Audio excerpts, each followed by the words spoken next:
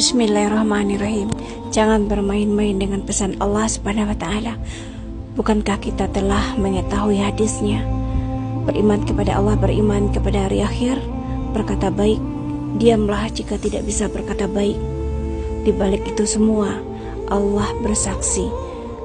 Itulah batas zaman, dan itulah yang Allah katakan. Beriman kepadanya, beriman kepada hari akhir, berkata baik atau diamlah jika tidak bisa berkata baik, karena dia Allah. Jangan bermain-main dengan pesan Allah Subhanahu wa taala. Saya telah pernah dimatikan Allah, wallahi, demi jiwaku dalam genggaman Allah. Jika aku dusta, tempatkan saja aku di neraka oleh Allah Subhanahu wa taala. Allah mematikan saya, dan saya merasakan bagaimana kematian itu.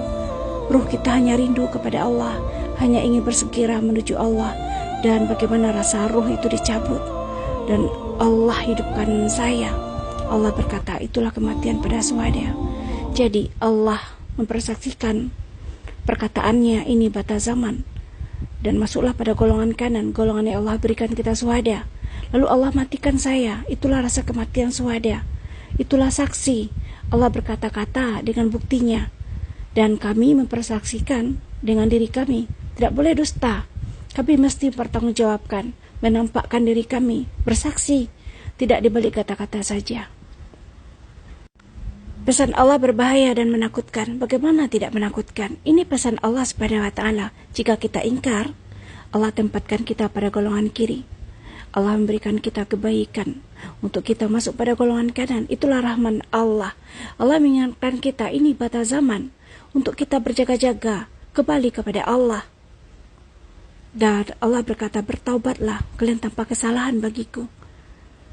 Sangat rahmannya Allah. Maka ia bersaksi, karena tangisan Nabi Muhammad, umatku. Ia datang bersaksi. Manalah aku tahu dengan saksi-saksi. Tetapi Allah memberikan aku ucapan di dalam kalbuku sejak kecilku.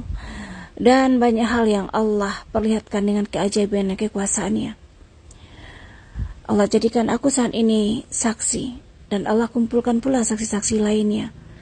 Dan Allah perlihatkan di dalam mimpiku orang-orang yang datang di hadapan Allah di balik tabir.